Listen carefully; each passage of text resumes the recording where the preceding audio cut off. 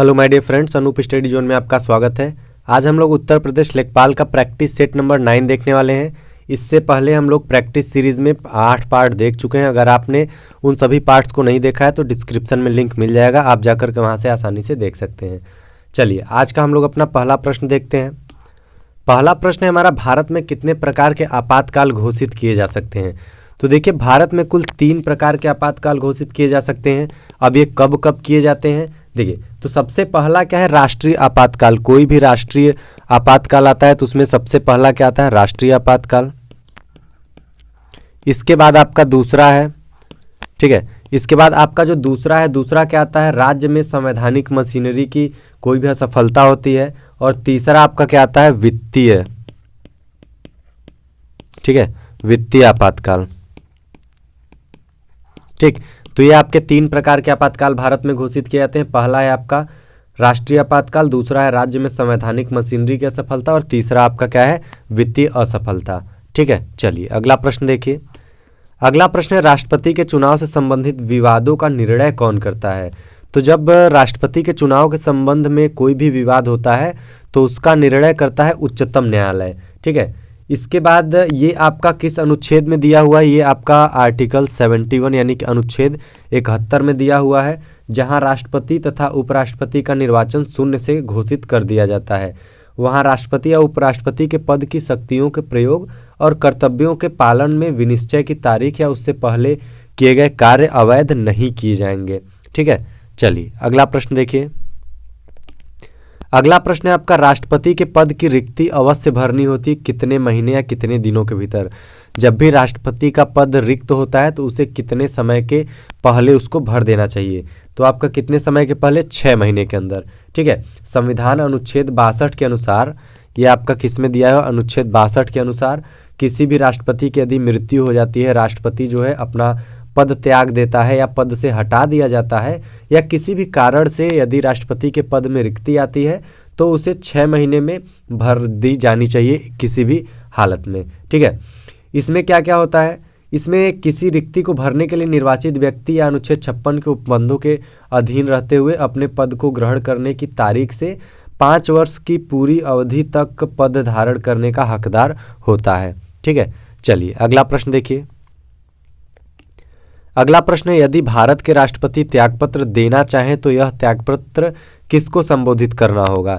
तो देखिए, अगर भारत के राष्ट्रपति अपना त्यागपत्र देना चाहते हैं, अपने पद से त्याग देना चाहते हैं, तो वो आपके उपराष्ट्रपति को देते हैं। ठीक है, यह आपका अनुच्छेद 56 में दिया हुआ है, आर्टिकल 56 में आपका दिया हुआ है। ठीक है, राष्ट्रपति को हस्ताक्षर सहित लेख सौंपकर वो अपना पद जो है वो त्याग सकते हैं। इसी अनुच्छेद के अनुसार राष्ट्रपति पद ग्रहण करने की तिथि से लेकर अगले 5 वर्षों तक अपने पद पर बना रह सकता है। यानी जो आपका अनुच्छेद 56 दिया हुआ, अनुच्छेद 56 के तहत राष्ट्रपति जिस भी दिन अपना वो पद ग्रहण करता है उससे 5 साल तक वो क्या कर सकता है, अपने पद पर बना रह सकता है। ठीक है, चलिए अगला प्रश्न देखिए। इसके बाद है, भारत में वित्त आयोग की नियुक्ति कौन करता है। जो वित्त आयोग है उसकी नियुक्ति कौन करता है, ये करते हैं आपके भारत के राष्ट्रपति।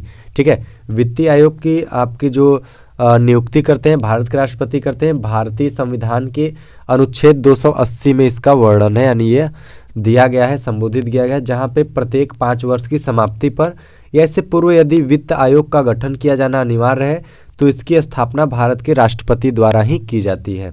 ठीक है, चलिए अगला प्रश्न देखिए। अच्छा, इसमें आपसे एक और क्वेश्चन पूछता है कि प्रथम वित्त आयोग की स्थापना कब की गई थी। तो ये आप याद रखिएगा, प्रथम वित्त आयोग आपका कब गठन किया गया था। प्रथम वित्त आयोग आपका 1951 में गठन किया गया था। ठीक है, यह इंपॉर्टेंट क्वेश्चन है, आप याद रखिएगा। इसके बाद है क्वेश्चन नंबर 6 देखिए। इसमें क्या गया है, जब राष्ट्रपति तथा उपराष्ट्रपति के पद पर कोई भी कार्यरत न हो तब उनके रिक्त स्थान पर राष्ट्रपति के रूप में कौन कार्यरत होता है। यानी कि जब भारत के राष्ट्रपति और उपराष्ट्रपति एक साथ दोनों अपने पद पर नहीं है तो उस समय पे उसका जो कार्यभार होता है वो कौन संभालता है। तो ये आपके संभालते हैं भारत के मुख्य न्यायाधीश। ठीक है, संसद ने विधि द्वारा राष्ट्रपति और उपराष्ट्रपति के पदों के में जो आकस्मिक रिक्ति होने की स्थिति में राष्ट्रपति के कार्यों का निर्वहन करने के लिए प्रावधान किया है। ऐसी स्थिति में अनुच्छेद 65 के अंतर्गत भारत का मुख्य न्यायाधीश या उसकी अनुपस्थिति में भारत के सर्वोच्च न्यायालय का सबसे वरिष्ठ जो न्यायाधीश होता है वह नए राष्ट्रपति के निर्वाचित होने तक या नए उपराष्ट्रपति के निर्वाचित होने तक राष्ट्रपति के रूप में वह पद पर रह करके राष्ट्रपति के कार्यों को निर्वहन कर सकता है। ठीक है, चलिए अगला प्रश्न देखिए। भारत के राष्ट्रपति हैं, मतलब भारत के राष्ट्रपति कौन होते हैं? देश के प्रमुख होते हैं, सरकार के प्रमुख होते हैं, देश और सरकार दोनों के प्रमुख होते हैं, या फिर पार्लियामेंट्री के प्रमुख होते हैं, या संसद के प्रमुख। ठीक है, तो जो भारत के राष्ट्रपति होते हैं उनको माना जाता है देश के प्रमुख। ठीक है, भारतीय गणतंत्र का राष्ट्रीय जो राष्ट्रपति भारत का कार्यकारी अध्यक्ष होता है वह भारतीय सशस्त्र सेनाओं का सर्वोच्च अधिकारी होता है। इसके अतिरिक्त जो भारतीय संविधान के अनुच्छेद 79 के अनुसार राष्ट्रपति राज्यसभा और लोकसभा के साथ एक संसद का एक भाग है। ठीक है, चलिए अगला प्रश्न देखिए। भारत के राष्ट्रपति किसके पदेन अध्यक्ष भी हैं? ठीक है, तो जो भारत के राष्ट्रपति हैं यह आपके राज्यसभा के पदेन अध्यक्ष भी होते हैं। ठीक है, भारतीय संविधान ने अनुच्छेद 64 में कहा गया है, आपका आर्टिकल 64 में कहा गया है। ठीक है, याद रखिएगा ये सब। आर्टिकल 64 में कहा गया है कि जब उपराष्ट्रपति राज्यों की परिषद के पदेन अध्यक्ष होंगे और लाभ का कोई अन्य पद धारण नहीं करेंगे, वह एक निर्वाचन मंडल द्वारा निर्वाचित होंगे जिसमें दोनों सदनों के सदस्य शामिल हैं। उनके कार्य और शक्तियां अध्यक्ष के समान हैं, हालांकि वह सदन के सदस्य नहीं होते हैं। ठीक है, चलिए अगला प्रश्न देखिए।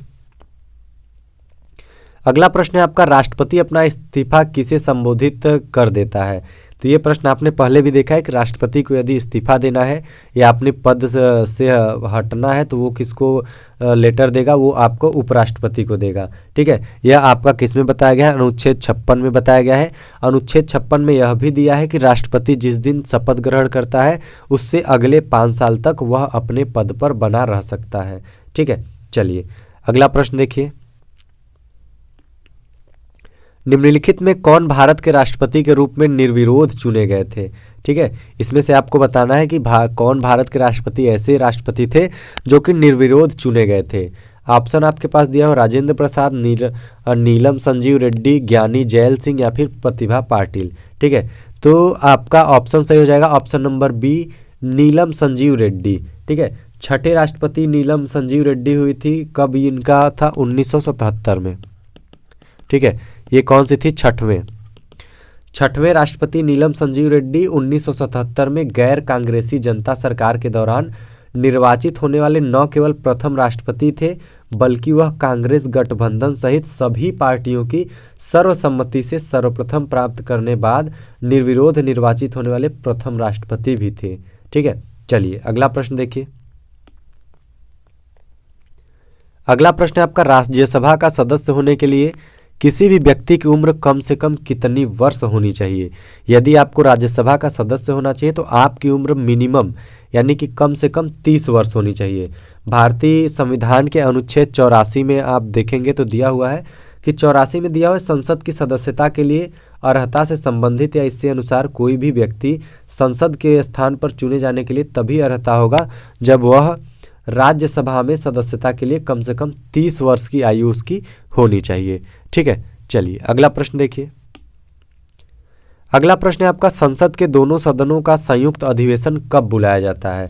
ठीक है, देखिए तो इसमें आपके पास ऑप्शन दिया है, केवल राष्ट्रीय आपातकाल की स्थिति में, या फिर जब एक सदन द्वारा पारित विधेयक दूसरे सदन द्वारा अस्वीकार कर दिया जाता है, या फिर एक सदन द्वारा अनुमोदित कर दूसरे सदन द्वारा अस्वीकार कर दिया जाए।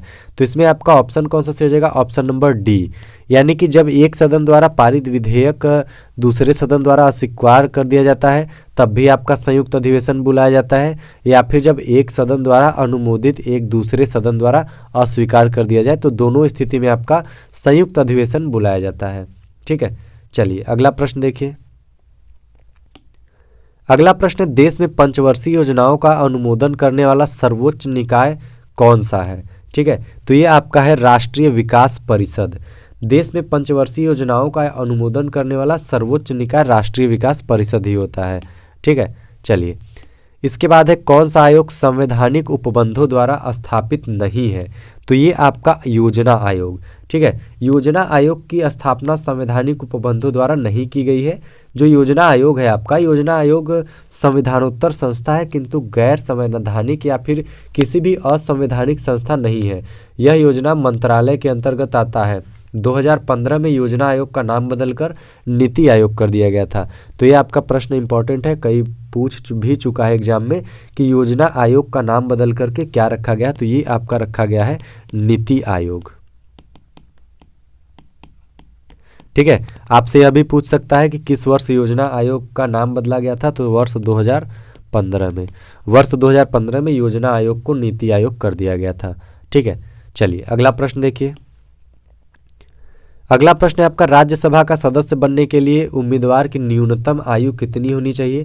अभी पिछले प्रश्न में आप लोगों ने देखा है न्यूनतम आयु आपकी 30 वर्ष कम से कम होनी चाहिए यदि आप राज्यसभा का सदस्य बनना चाहते हैं। ठीक है, चलिए अगला प्रश्न देखिए। अगला प्रश्न है, भारत में किसी विधेयक को धन विधेयक कौन प्रमाणित करता है, तो ये आपका कौन प्रमाणित करता है, लोकसभा का अध्यक्ष जो भी होता है वह आपका किसी भी विधेयक को धन विधेयक का प्रमाण करता है। ठीक है, कोई विधेयक जब धन विधेयक है या नहीं उस पर लोकसभा के अध्यक्ष का निर्णय अंतिम होता है। जब कोई धन विधेयक राज्यसभा को भेजा जाता है या राष्ट्रपति के समक्ष उसकी अनुमति के लिए रखा जाता है तो उस पर लोकसभा के अध्यक्ष के हस्ताक्षर सहित यह प्रमाणित अंकित रहेगा कि वह एक धन विधेयक है। ठीक है, चलिए अगला प्रश्न देखिए। अगला प्रश्न दिया हुआ है, जब राष्ट्रपति और उपराष्ट्रपति दोनों के पद एक साथ खाली हों तो पद पर अस्थायी रूप से कौन काम करता है, तो ये आपने पहले भी देख लिया है कि जो भारत के मुख्य न्यायाधीश होते हैं वो क्या करते हैं, राष्ट्रपति और उपराष्ट्रपति दोनों की अनुपस्थिति में जो राष्ट्रपति के कार्यभार होता है वो आकर के उस पद पर संभालते हैं और जो भी निर्णय लेना होता है वो स्वतंत्र रूप से वहाँ पर आकर के कोई भी निर्णय ले सकते हैं। ठीक है, चलिए, लेकिन ये तभी होता है जब राष्ट्रपति या उपराष्ट्रपति मतलब जब दोनों अनुपस्थित हो। राष्ट्रपति या उपराष्ट्रपति यदि कोई भी उपस्थित है तो उसमें से वही आपका कार्यभार देखता रहेगा। ठीक है, चलिए अगला प्रश्न देखिए। अगला प्रश्न है, वित्त आयोग का कार्यकाल कितने सालों का होता है, तो देखिए जो वित्त आयोग होता है वित्त आयोग का कार्यकाल आपका 5 साल का होता है। यह आपका दिया हुआ है अनुच्छेद, ठीक है, यह आपका दिया हुआ है अनुच्छेद 280 में। अनुच्छेद 280 में वित्त आयोग के गठन का उपबंध भी दिया हुआ है। यह आयोग हर 5 वर्ष के पश्चात गठित किया जाता है। ठीक है, चलिए अगला प्रश्न देखिए। वित्त आयोग क्या है, ठीक है, तो वित्त आयोग क्या है, यह एक प्रकार का पंचवार्षिक निकाय है। ठीक है, वित्त आयोग पंचवार्षिक निकाय है। अनुच्छेद 280 में अभी आप लोगों ने देखा है, अनुच्छेद 280 में वित्त आयोग के गठन का उपबंध दिया गया है कि किस प्रकार से जो आपका वित्त आयोग है उसका गठन होता है। यह आयोग हर 5 वर्ष के बाद गठित किया जाता है, लेकिन जो इस आयोग के अध्यक्ष होते हैं, एक अध्यक्ष होते हैं और 4 सदस्य होते हैं। इसमें कौन कौन होता है, एक अध्यक्ष होते हैं और आपके 4 सदस्य होते हैं। ठीक है, चलिए अगला प्रश्न देखिए। अगला प्रश्न दिया हुआ है आपका, राज्यसभा का सदस्य बनने के लिए न्यूनतम आयु कितनी होनी चाहिए, तो ये होनी चाहिए आपकी 30 वर्ष। आपने पहले देखा है अनुच्छेद 84 में आपका दिया हुआ है। ठीक है, चलिए तो आज के लिए बस इतना ही, मिलते हैं हम लोग अगले वीडियो में। यदि आपको वीडियो अच्छा लगा तो लाइक करें, कमेंट करें, शेयर करें। अभी तक आप लोगों ने चैनल को सब्सक्राइब नहीं किया है तो चैनल को सब्सक्राइब जरूर कर लें। आप लेखपाल की तैयारी कर रहे हैं तो लेखपाल का ये प्रैक्टिस सीरीज आपके लिए बहुत ही महत्वपूर्ण होने वाला है। चलिए तो मिलते हैं अगले वीडियो में, तब तक के लिए धन्यवाद।